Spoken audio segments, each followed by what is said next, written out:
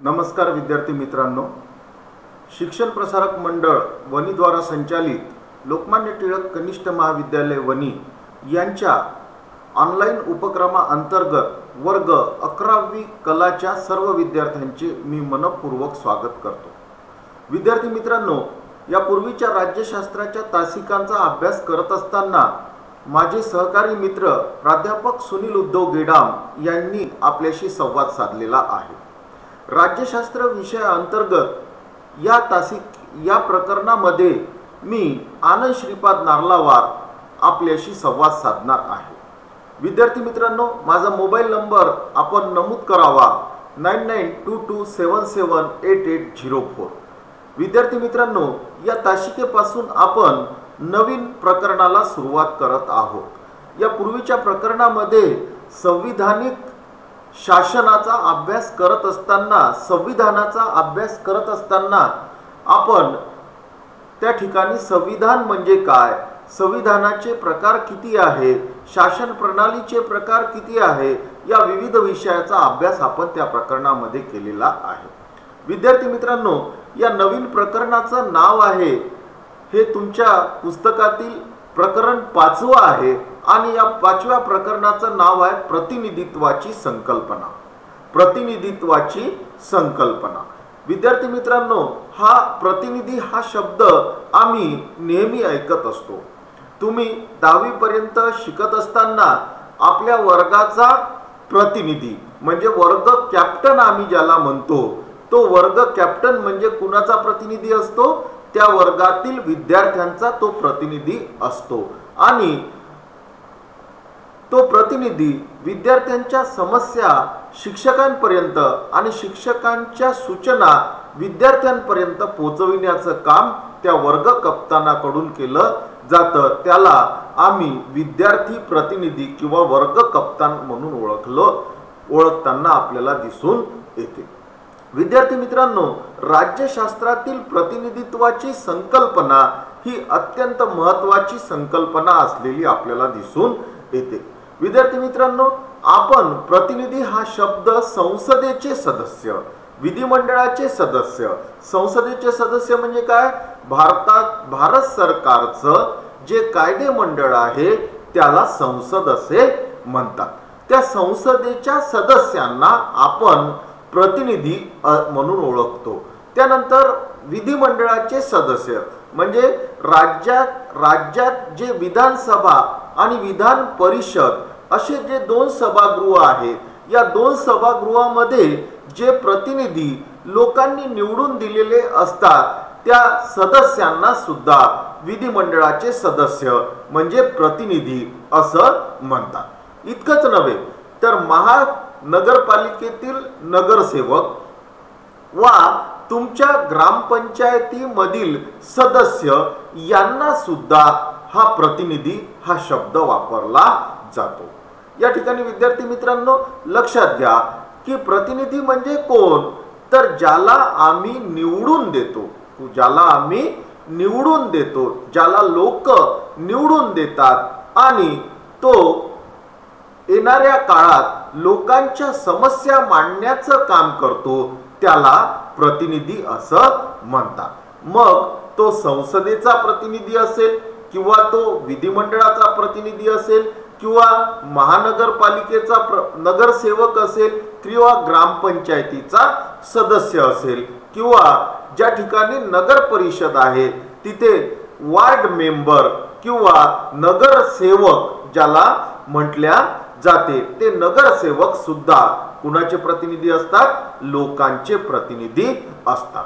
यावरून तुमच्या लक्षात आलं असेल की अनेक लोकांचा एक व्यक्ती जेव्हा प्रमुखत्व करतो तेव्हा त्याला प्रतिनिधी असं म्हणतात। म्हणजे अनेक लोक एका व्यक्तीला काय करतात? निवडून देतात आणि निवडून देऊन त्या अनेक व्यक्तीचं बाजू मांडण्याचं काम हे प्रतिनिधी करत असताना आपल्याला दिसून येतात। विद्यार्थी मित्रांनो, लोकशाही प्रतिनिधित्वाची संकल्पना ही अत्यंत महत्त्वाची संकल्पना असलेली आपल्याला दिसून येते। कारण ज्या देशाची लोकसंख्या जास्त आहे किंवा ज्या देशांमध्ये सर्व लोक शासनामध्ये भाग घेऊ शकत नाही, अशा वेळी लोकशाहीमध्ये कुणाची निवड केली जाते? प्रतिनिधींची, म्हणजेच लोकांच्या प्रतिनिधींची निवड केली जाते। आणि त्यामुळे लोकशाहीत प्रतिनिधी हा अत्यंत महत्त्वाचा असलेला आपल्याला दिसून येतो। प्रतिनिधी म्हणजे काय, ते कोण असतात, ते प्रतिनिधी कसे होतात, या पाठात आपण लोकशाहीतील प्रतिनिधित्वाची संकल्पना अभ्यासणार आहोत। यावरून विद्यार्थी मित्रांनो तुमच्या लक्षात आलं असेलच की या तासिकेमध्ये आपण काय काय पाहणार आहोत। या प्रकरणामध्ये आपण प्रतिनिधी म्हणजे काय, ते कोण असतात, ते प्रतिनिधी कसे होतात, या सर्व गोष्टींचा अभ्यास आपण या प्रकरणामध्ये करणार आहोत। लोकशाहीतील प्रतिनिधित्वाची संकल्पना आपण या ठिकाणी अभ्यासणार आहोत। विद्यार्थी मित्रांनो आता तुमच्या लक्षात आले असेल प्रतिनिधी म्हणजे काय, तर प्रतिनिधी म्हणजे आम्ही निवडून दिलेला सभासद जो आमचं नेतृत्व करतो आणि आमच्या समस्या शासनापर्यंत मांडतो आणि शासनाच्या योजना तो आमच्यापर्यंत पोहोचविण्याचं काम करतो, त्याला आम्ही काय म्हणतो? प्रतिनिधी असं म्हणतो। विद्यार्थी मित्रांनो या ठिकाणी संसदेचा सदस्य, आपण ज्या संसदेच्या मतदारसंघात राहतो त्या मतदारसंघाचं नाव आहे चंद्रपूर वनी आर्णी लोकसभा मतदारसंघ। हा लोकसभा हे संसदेचं काय आहे? एक सभागृह आहे। आणि या संसदेचा जो आम्ही निवडून दिलेला प्रतिनिधी आहे त्यांचं नाव आहे खासदार बाळूभाऊ धानोरकर। हे आमचे संसदेचे आमच्या क्षेत्रातील सदस्य आहेत। त्यानंतर विद्यार्थी मित्रांनो ते आमचे प्रतिनिधी सुद्धा आहेत। त्यानंतर विद्यार्थी मित्रांनो हे केंद्र सरकारच्या संदर्भात झालं। आणि राज्य सरकारमध्ये आमचा प्रतिनिधी कोण, म्हणजे आमचा विधिमंडळाचा सदस्य कोण, म्हणजे आमचा प्रतिनिधी विधानसभेचा प्रतिनिधी कोण, तर विद्यार्थी मित्रांनो आमदार संजीव रेड्डी बोतकुरवार हे आमचे विधानसभेचे सदस्य असलेले आपल्याला दिसून येतात। आणि वनी क्षेत्रातील लोकांचं प्रतिनिधित्व विधानसभेत करण्याचं काम आमदार संजीव रेड्डी बोतकुरवार करत असताना आपल्याला दिसून येतात। हे झालं आपल्या क्षेत्राचं। तर असंच भारतातील संपूर्ण क्षेत्रात संसदेचे 552 सदस्य आहेत आणि महाराष्ट्राच्या विधिमंडळाचे संपूर्ण महाराष्ट्रात 288 सदस्य असलेले आपल्याला दिसून येतात। आणि हे सदस्य, या सदस्यांसाठी एकच शब्द वापरला जातो, तो शब्द आहे प्रतिनिधी। लोकांचे प्रतिनिधी, लोकांनी निवडून दिलेले सदस्य म्हणजे प्रतिनिधी। आता विद्यार्थी मित्रांनो आपण या तासिकेमध्ये पहिल्यांदा पाहणार आहोत प्रतिनिधित्व म्हणजे काय। प्रतिनिधित्व म्हणजे काय, आपण या प्रकरणामध्ये प्रतिनिधी म्हणजे काय, त्यानंतर ते कोण असतात, प्रतिनिधी कसे होतात, याचा सगळ्याचा अभ्यास करणार आहोत। तेव्हा पहिल्यांदा आपण या तासिकेमध्ये आपण पाहणार आहोत प्रतिनिधित्व म्हणजे काय। प्रतिनिधित्व म्हणजे काय, आज लोकशाहीमध्ये लोक त्यांचा कारभार चालवण्यासाठी त्यांच्यातील काही जणांची निवड करतात। आज लोकशाहीमध्ये मी तुम्हाला पहिले सांगितलं की लोकशाहीमध्ये सगळ्या लोकांना भाग घेणं शक्य होत नाही। तेव्हा लोकशाहीमध्ये लोक त्यांचा कारभार चालवण्यासाठी त्यांच्यातील काही जणांची निवड करतात, त्यांना प्रतिनिधी असे म्हणतात। या ठिकाणी विद्यार्थी मित्रांनो लोकशाहीमध्ये प्रतिनिधीची व्याख्या या ठिकाणी दिलेली आहे। लोकशाहीमध्ये लोक त्यांचा कारभार चालविण्यासाठी त्यांच्यातील काही जणांची निवड करतात, त्यांना प्रतिनिधी असे म्हणतात. विद्यार्थी मित्रांनो, हा प्रश्न अत्यंत महत्त्वाचा आहे. प्रतिनिधी म्हणजे काय आणि त्याची व्याख्या तुम्हाला पुस्तकामध्ये या ठिकाणी दिलेली आहे, तेव्हा ही व्याख्या तुम्ही अंडरलाईन केली पाहिजे. आणि परीक्षेमध्ये जेव्हा प्रश्न विचारला जातो प्रतिनिधित्व म्हणजे काय, तर तेव्हा तुम्हाला ही व्याख्या तुम्हाला त्या ठिकाणी लिहायची आहे. तर प्रतिनिधित्व म्हणजे काय? लोकशाहीमध्ये त्यांचा कारभार चालविण्यासाठी काही जणांची निवड करतात, त्यांना प्रतिनिधी असे म्हणतात. अशा लोकशाहीला अप्रत्यक्ष लोकशाही असे म्हणतात. विद्यार्थी मित्रांनो, प्रतिनिधित्व म्हणजे काय हे पाहिल्यानंतर तुमच्या लक्षात आलं असेल की लोक स्वतः त्या निवडणुकीत भाग घेतात आणि आपल्या प्रतिनिधीची निवड करतात, परंतु शासनात मात्र लोक स्वतः भाग घेत नाही.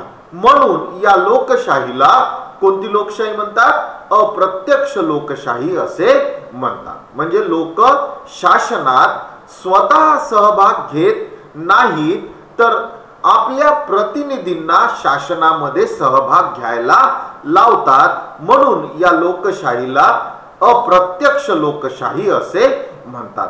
कारण या ठिकाणी लोक स्वतः कारभार करत नाही किंवा स्वतः कोणतीही जबाबदारी घेत नाही किंवा शासनामध्ये ते सहभागी होत नाही, तर ती जबाबदारी त्यांनी निवडून दिलेल्या प्रतिनिधीकडे लोक सोपवितात. म्हणजे लोकांच्या मागण्या शासनापर्यंत पोहोचविण्याचं काम आणि शासनाच्या सूचना लोकांपर्यंत पोहोचविण्याचं काम कुणाकडून केलं जातं?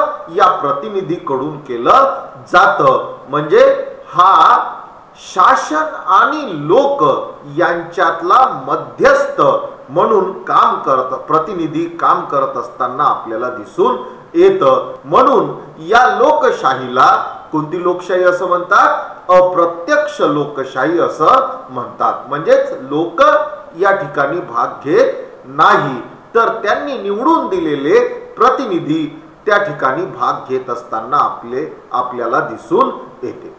पूर्वी लोक स्वतः कारभार स्वतः चालवत होते. पूर्वीच्या काळात जर आम्ही पाहिलं तर लोक स्वतः शासनामध्ये भाग घेत होते. ज्यावेळी लोकशाही नव्हती, राजेशाही होती, तेव्हा लोक शासन प्रक्रियेमध्ये स्वतः भाग घेत होते. त्या व्यवस्थेला प्रत्यक्ष लोकशाही असे म्हणतात. म्हणजे जेव्हा शासनात आम्ही स्वतः भाग घेतो त्या लोकशाहीला प्रत्यक्ष लोकशाही असे म्हणतात. तर विद्यार्थी मित्रांनो, या ठिकाणी आपण लोकशाहीचे दोन प्रकार आपण पाहिलेले आहेत. एक प्रकार आहे अप्रत्यक्ष लोकशाही आणि दुसरा प्रकार आहे प्रत्यक्ष लोकशाही.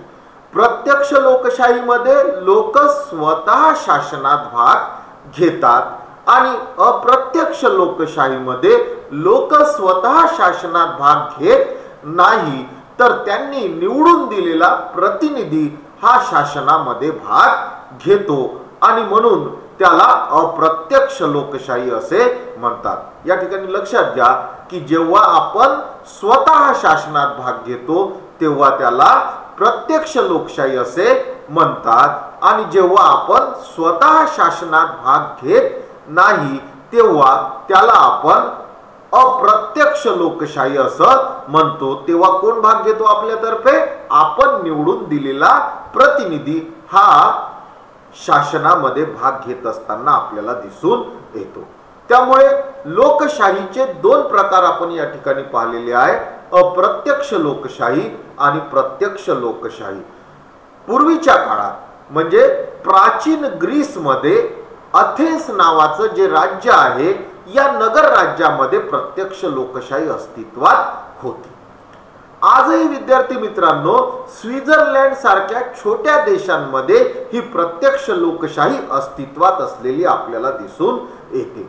अशाच प्रकारची व्यवस्था उदाहरणे प्राचीन भारतातही आढळून येतात. म्हणजे जशी ग्रीस च्या नगर राज्यांमध्ये प्रत्यक्ष लोकशाही अस्तित्वात होती, तशीच भारतातही जर आपण भारताच्या इतिहासाचा जर आपण अभ्यास केला तर प्राचीन भारतातही अशी प्रत्यक्ष लोकशाही अस्तित्वात असलेली आपल्याला दिसून येते।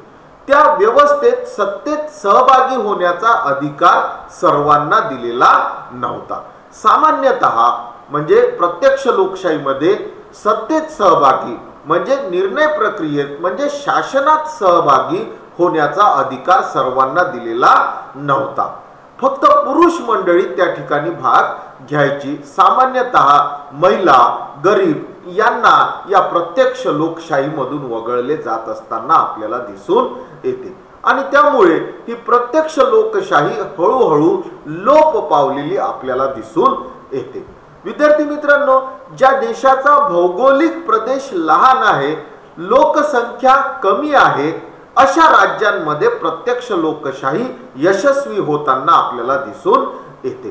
परंतु ज्या ठिकाणी भौगोलिक प्रदेश मोठा आहे, लोकसंख्या जास्त आहे, त्या ठिकाणी मात्र प्रत्यक्ष लोकशाही यशस्वी होताना किंवा त्या ठिकाणी प्रत्यक्ष लोकशाही अवलंबता येत नसताना आपल्याला दिसून येते। त्या जिथे प्रत्यक्ष लोकशाही आहे त्या ठिकाणी सर्व लोकांना एकत्र येऊन निर्णय घ्यावे लागतात, परंतु जिथे लोकसंख्या जास्त आहे तिथे सर्व लोक एकत्र जर आणले तर तिथे गोंधळ निर्माण होईल आणि निर्णय मात्र होणार नाही आणि निर्णय घेणे शक्य होणार नाही। जिथे लोकसंख्या कमी आहे, भूप्रदेश लहान आहे, तिथे लोकांना एकत्र आणणे शक्य होईल, परंतु तिथे निर्णय घेणे सुद्धा शक्य होईल। परंतु जिथे भौगोलिक प्रदेश मोठा आहे आणि लोकसंख्या जास्त आहे तिथे मात्र लोकांना शासनात सहभागी करून घेणे आणि निर्णय प्रक्रियेत भाग घेणे शक्य होणार नाही आणि त्यामुळेच मग अप्रत्यक्ष लोकशाही उदयास आलेली आपल्याला दिसून येते। परंतु आधुनिक काळात राज्याचा विस्तार व लोकसंख्येतील वाढ यामुळे लोकांना स्वतःचा कारभार स्वतः पाहणे शक्य नसते किंवा शक्य होणार नाही आणि यातूनच कोणती लोकशाही उदयास आली? अप्रत्यक्ष लोकशाही उदयास आलेली आपल्याला दिसून येते। यात लोकांचा कारभार हा प्रतिनिधी मार्फत चालवल्या जातो। कोणत्या शासन प्रकार लोकशाहीमध्ये?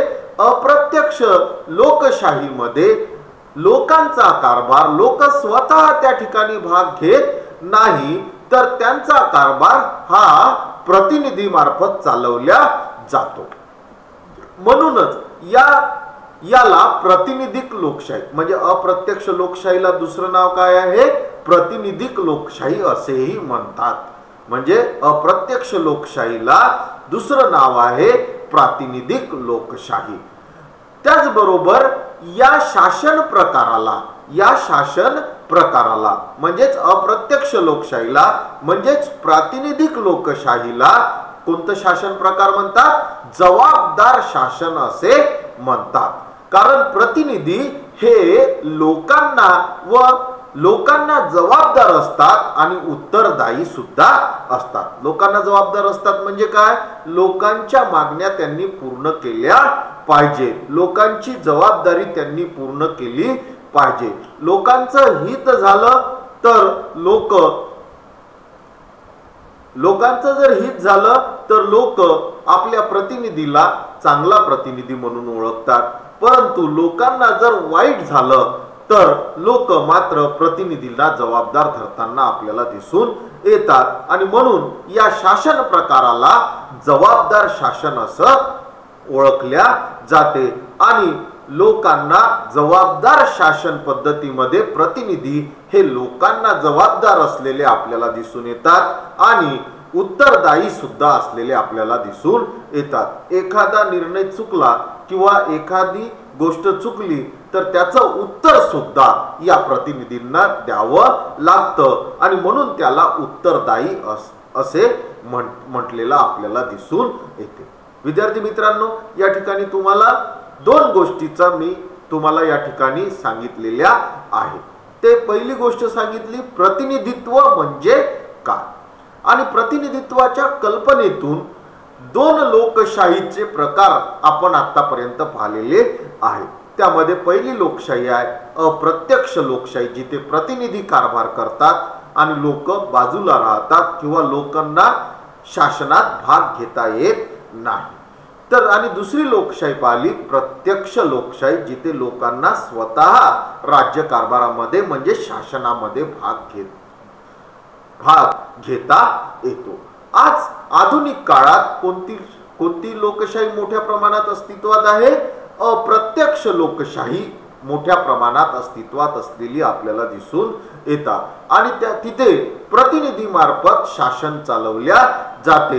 म्हणून या अप्रत्यक्ष लोकशाहीला प्रातिनिधिक लोकशाही असेही म्हटलेलं आपल्याला दिसून येते. आणि हे प्रतिनिधी लोकांना जबाबदार असतात, म्हणून या शासन प्रकाराला जबाबदार शासन पद्धती असे म्हणतानाही आपल्याला लक्षात येते.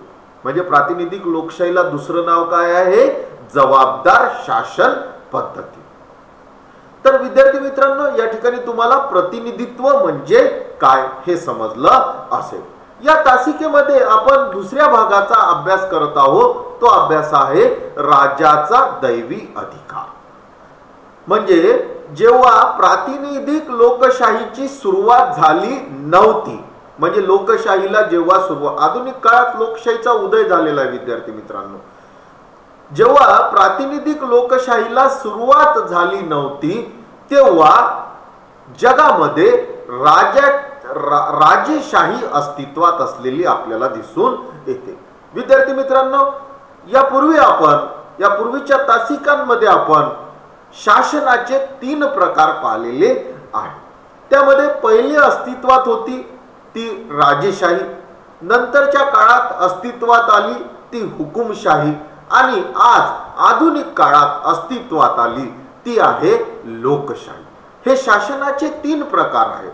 जेव्हा जगामध्ये राजेशाही अस्तित्वात होती तेव्हा जो सिद्धांत मांडण्यात आला त्या सिद्धांताचा अभ्यास आपण या ठिकाणी करणार आहोत. जेव्हा लोकशाहीचा जन्म झालेला नव्हता, जेव्हा लोकशाही अस्तित्वात आलेली नव्हती तेव्हा मध्ययुगामध्ये राजेशाही अस्तित्वात असलेली आपल्याला दिसून येते. प्रातिनिधिक लोकशाहीची सुरुवात मध्ययुगातील युरोपात झाली असं म्हणता येईल. तज्ञांच्या मते अशीच व्यवस्था भारतातही अस्तित्वात होती. मध्ययुगापर्यंत म्हणजे मध्ययुगापर्यंत जगात सर्वत्र राजेशाही अस्तित्वात होती. मी तुम्हाला आता सांगितलं विद्यार्थी मित्रांनो, मध्ययुगात जगामध्ये कोणती शासन प्रणाली अस्तित्वात होती? राजेशाही. आज कोणती शासन प्रणाली अस्तित्वात आहे? लोकशाही. आणि ज्यावेळी मध्ययुगात राजेशाही अस्तित्वात होती त्यावेळी राजाचा दैवी अधिकार किंवा राज्य निर्मितीचा दैवी सिद्धांत अशा प्रकारच्या संकल्पना राज्यशास्त्रात मांडल्या गेलेला आपल्याला दिसून येतात. लोकशाहीची सुरुवात होण्यापूर्वीपर्यंत म्हणजे मध्ययुगापर्यंत जगात सर्वत्र राजेशाही अस्तित्वात होती. राजांची लोकांवर निरंकुश सत्ता होती. म्हणजे राजा म्हणेल तो कायदा, राजा देईल ती आज्ञा, आणि राजा बोले आणि प्रजा चाले असं सूत्र या राजेशाहीमध्ये अस्तित्वात असलेलं आपल्याला दिसून येते. काही ठिकाणी तर राजाला देवाचा पृथ्वीवरील प्रतिनिधी मानले जात असे. जगातील काही देशांमध्ये राजा हा देवाचा अवतार आहे आणि राजा हा देवानं पृथ्वीवर पाठवलेला त्याचा प्रतिनिधी आहे. म्हणजे राजा हा काय आहे? देव आहे असं मानल्या जात असताना आपल्याला दिसून येतं. लोकांवर राज्य करण्याचा अधिकार त्याला देवाने दिलेला आहे. म्हणजे राजा कोणाचा प्रतिनिधी आहे? देवाचा प्रतिनिधी आहे. आणि राजाला आपल्यावर सत्ता करण्याचा अधिकार किंवा आपल्याला आज्ञा देण्याचा अधिकार कोणी दिलेला आहे? देवाने दिलेला आहे असे मानले जात असताना आपल्याला दिसून येतो. यालाच राज्याचा दैवी अधिकार, राजाचा दैवी अधिकार असे म्हणतात. म्हणजे राजा कोण आहे? अप्रत्यक्षपणे या ठिकाणी राजाला काय म्हटलेलं आहे? या दैवी राजाचा दैवी अधिकारामध्ये हा अप्रत्यक्षपणे राजा हा कुणाचा अवतार आहे? देवाचा अवतार आहे. आणि देवानंच राजाची निर्मिती केलेली आहे आणि देवानंच राजाला आपल्यावर राज्य कारभार करण्याकरिता पाठवलेलं आहे. आणि त्यामुळे राजाची आज्ञा ही कुणाची आज्ञा? देवाची आज्ञा आहे असं लोकांच्या मनावर बिंबवण्यात आलं. आणि म्हणजेच काय? राजा हा काय आहे? देव आहे असा हा राजाचा दैवी अधिकार असलेला आपल्याला दिसून येतं. हा राजाचा दैवी सिद्धांत या नावानं सुद्धा राज्यशास्त्रात ओळखल्या जातो. हळूहळू राज्य चालवणे खर्चिक होत गेले.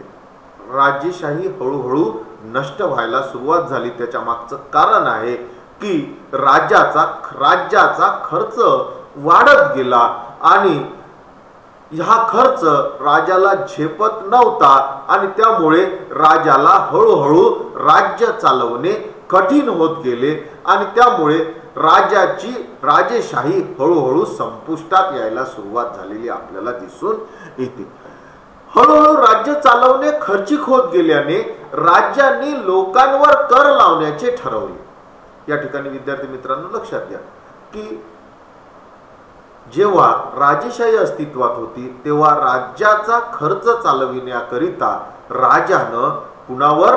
लोकांवर कर लावण्याचं ठरविलेलं आपल्याला दिसून येते. राज्याचा खर्च चालविण्यासाठी लोकांवर कर लावण्याचे धोरण राज्यांनी अवलंबलेले आपल्याला दिसून येते. आणि कर तेव्हाच गोळा होतो जेव्हा लोकांची त्याला मान्यता मिळते. आणि लोकांची मान्यता मिळविण्याकरिता आणि कर जमा करण्याकरिता सोपे व्हावे म्हणून या कामाकरिता राज्यांनी एकत्र येऊन लोकांनी काय केले? वेगवेगळ्या ठिकाणी करांना मान्यता देणे शक्य नव्हते. विद्यार्थी मित्रांनो या ठिकाणी लक्षात घ्या की राजाला आपलं राज्य चालविणे काय झाले? कठीण झाले. खर्च वाढून गेले. त्यामुळे राजांनी काय केलं? लोकांवर कर लावण्याचं धोरण अवलंबिलं. परंतु लोक कर तेव्हा जमा करतील जेव्हा लोकांची या करांना मान्यता असेल आणि म्हणून लोकांची मान्यता मिळाल्यास कर जमा करणे सोपे होईल असे गृहीत धरून राजांनी काय केलेलं आहे? लोकांच्या प्रतिनिधींची निवड आपल्या राज्य कारभारात करताना आपल्याला दिसून येते. परंतु या कामाकरिता सर्व लोक एकत्र येणे किंवा वेगवेगळ्या ठिकाणी एकत्र जमून करांना मान्यता देणे शक्य नव्हते. म्हणजे राज्यातील सर्व लोक एकत्र आले एका ठिकाणी येणं शक्य नव्हतं आणि त्या करांना मान्यता देणं शक्य नव्हतं. म्हणून अनेक राजांनी राज्याच्या विविध भागातून म्हणून अनेक राजांनी काय केलं? आपलं जे राज्य आहे त्या राज्याच्या विविध भागातून लोकांनी निवडून दिलेल्या व्यक्तींना राजधानीत सभेसाठी एकत्र बोलावले. म्हणजे राज्य जर मोठं असेल तर प्रत्येक भागातून एक प्रतिनिधी त्या राज्यातून निवडून आला आणि त्या प्रतिनिधींना राजधानीत सभेसाठी एकत्र बोलावले. राजाच्या दरबारात सभेसाठी एकत्र बोलावले व या सभेमध्ये करांचे प्रस्ताव संमत करण्यात आले. आणि मग या सभेमध्ये काय करण्यात आलं? लोकांनी प्रतिनिधींची निवड करून दिली आणि मग हे प्रतिनिधी राजदरबारामध्ये पोहोचले आणि राजदरबारामध्ये यांची जी सभा झाली या सभेमध्ये कशाचे प्रस्ताव मंजूर करायला सुरुवात झाली? कराचे प्रस्ताव मंजूर करायला म्हणजे संमत करायला सुरुवात झालेली आपल्याला दिसून येते. या सभांना राजांनी जे आपल्या राज्यातून प्रतिनिधी निवडून आणले त्या सभेला काय म्हटलेलं आहे? प्रतिनिधी सभा असे म्हटलेले आहे. इंग्लंडमध्ये जे लोकांचं सभागृह आहे त्या सभागृहाला प्रतिनिधी सभा असे म्हटल्या जाते. युनायटेड किंगडम म्हणजे यूके. युनायटेड किंगडम म्हणजे यूके मध्ये यूके म्हणजे युनायटेड किंगडम. युनायटेड किंगडम म्हणजे इंग्लंड इंग्लंडमध्ये लोकांचे जे प्रतिनिधी आहे त्या सभागृहाला हाऊस ऑफ कॉमन असं म्हणतात। आमच्या देशात सुद्धा लोकांनी निवडून दिलेल्या प्रतिनिधी जे आहे ते लोकसभा या सभागृहामध्ये बसत असलेले आपल्याला दिसून येतात। हाऊस ऑफ कॉमन ही अशीच एक प्राचीन प्रतिनिधी सभा असलेली आपल्याला दिसून येते। इंग्लंडमधील हाऊस ऑफ कॉमन, इंग्लंडमध्ये आजही विद्यार्थी मित्रांनो राजेशाही आहे आणि अप्रत्यक्ष लोकशाही त्या ठिकाणी असलेली आपल्याला दिसून येते। तर हाऊस ऑफ कॉमन ही अशीच एक युनायटेड किंगडम मधली प्रातिनिधिक सभा असलेली आपल्याला दिसून येते। याच धर्तीवर आधारित भारतात सुद्धा लोकसभा नावाचं सभागृह निर्माण करण्यात आलेलं आहे। हा आहे विद्यार्थी मित्रांनो राजाचा दैवी अधिकार, राजाचा दैवी अधिकार। विद्यार्थी मित्रांनो या ठिकाणी आपली ही तासिका संपलेली आहे। या तासिकेचा गृहपाठ आपण या ठिकाणी लिहून घेतला पाहिजे। विद्यार्थी मित्रांनो या तासिकेतला पहिला जो प्रश्न आहे तो प्रश्न आहे प्रतिनिधित्व म्हणजे काय, ज्याचा आपण पहिल्यांदा अभ्यास केलेला आहे। प्रतिनिधित्व म्हणजे काय याची व्याख्या 2-3 वेळा मी तुम्हाला या तासिकेमध्ये सांगितलेली आहे। त्यानंतर विद्यार्थी मित्रांनो दुसरा प्रश्न आहे प्रतिनिधींची निवड कोण करतात, प्रतिनिधींची निवड कोण करतात। अतिशय सोपा प्रश्न आहे। या तासिकेचं जर तुम्ही बरोबर ऐकली तर तुम्हाला या प्रश्नाचं उत्तर सापडणं कठीण होणार नाही। प्रतिनिधींची निवड कोण करतात। त्यानंतर लोकशाहीचे कोणते प्रकार आपण पाहिलेत, लोकशाहीचे कोणते प्रकार आपण पाहिलेत। त्यानंतर चौथा प्रश्न आहे प्रातिनिधिक लोकशाहीला दुसरा शब्द कोणता, प्रातिनिधिक लोकशाहीला दुसरा शब्द कोणता। याचा सुद्धा उत्तर मी तुम्हाला या तासिकेमध्ये सांगितलेलं आहे। एक वेळा नाही तर 2 वेळा 3 वेळा या ठिकाणी त्याचा उल्लेख मी केलेला आहे। त्यानंतर राजाचा दैवी अधिकार काय सांगतो याचं स्पष्टीकरण आत्ताच आपण पाहिलेलं आहे। राजाचा दैवी अधिकार काय सांगतो। तर विद्यार्थी मित्रांनो या ठिकाणी आपली ही तासिका संपलेली आहे। तेव्हा धन्यवाद। या तासिकेबाबत कोणतीही अडचण असल्यास माझ्या खालील मोबाईल नंबरवर संपर्क साधावा। माझं नाव आहे आनंद श्रीपाद नारलावार, विषय राज्यशास्त्र, मोबाईल नंबर आहे 9922778804। धन्यवाद विद्यार्थी मित्रांनो। पुढच्या तासिकेत पुन्हा आपण भेटणारच आहोत। तेव्हा पुढच्या तासिकेसाठी तुम्हाला शुभेच्छा। धन्यवाद।